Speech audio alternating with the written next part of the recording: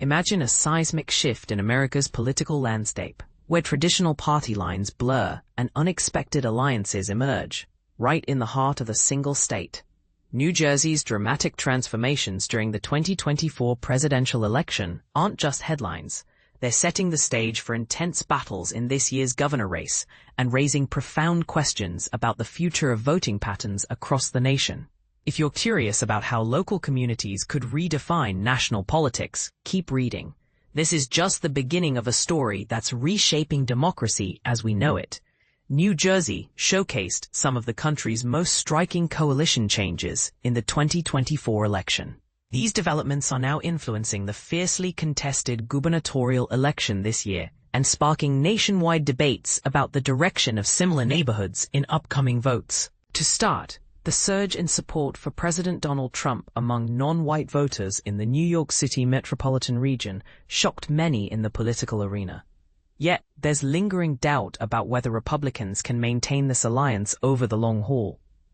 And this is the part most people miss. It's not just about one election.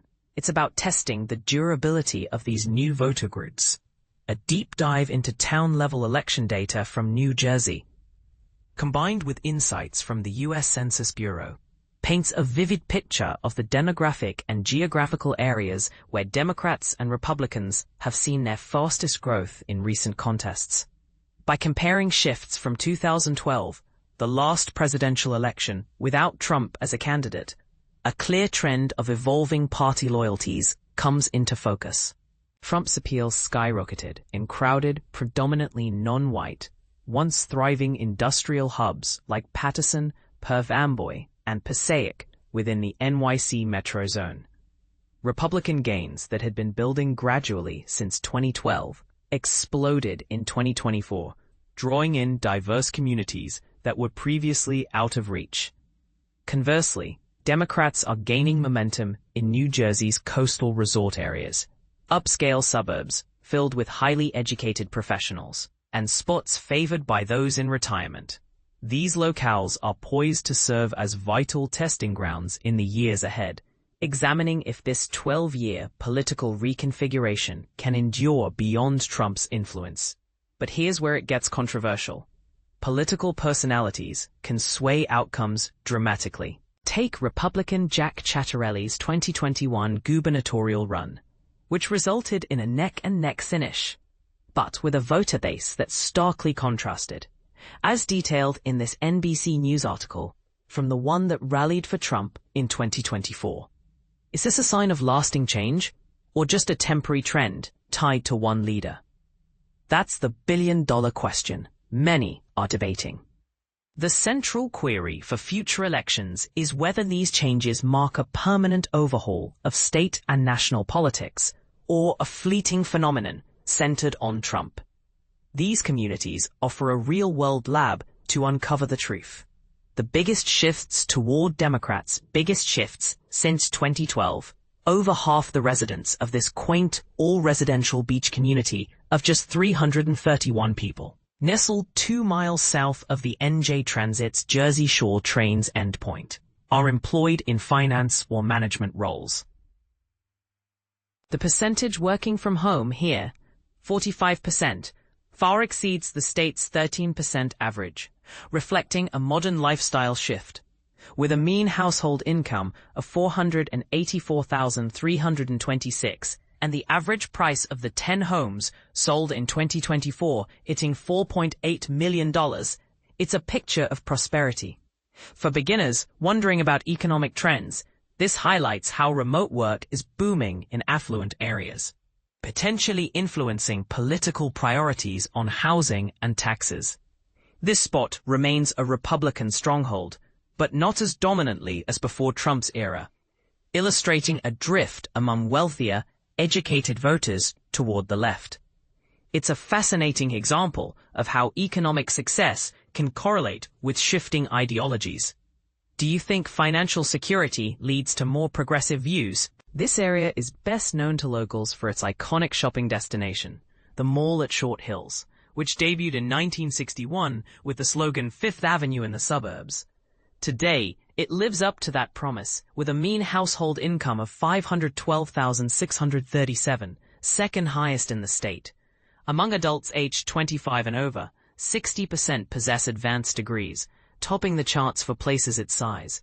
Asians comprise 38% of the population, with Indians making up half of that group, adding to the community's diversity and global flavor. Biggest shifts since 2016. This small coastal town sits at the southernmost point of the Jersey Shore Peninsula.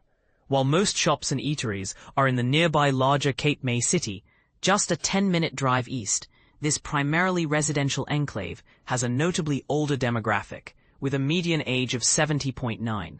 Home values average $1.4 million, ranking among South Jersey's top spots. To help newcomers understand, think of it as a serene retirement haven, where ocean breezes meet stable property values.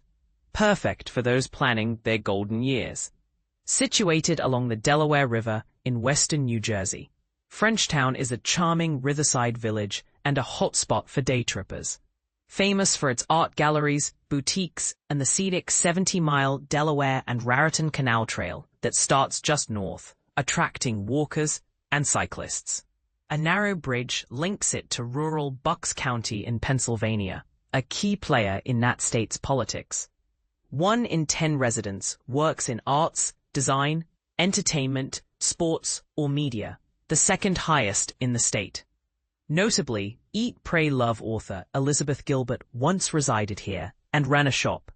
Adults with college degrees or higher make up 41% of the population, surpassing the state's 27% average.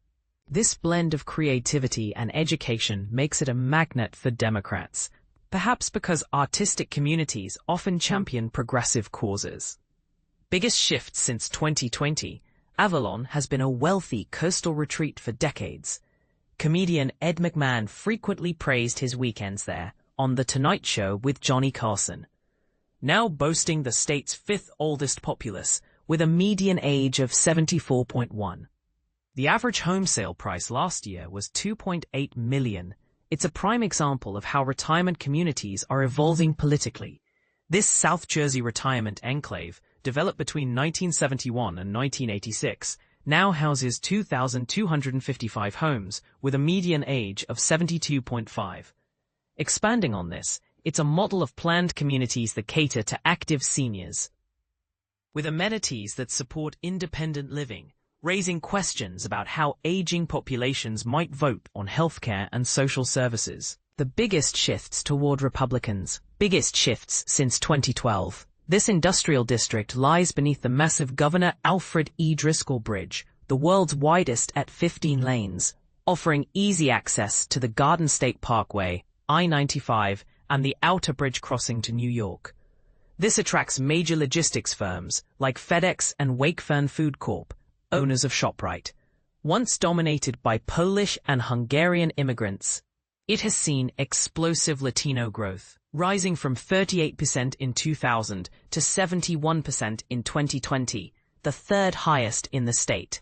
The mean household income is $91,696, below the statewide $140,299.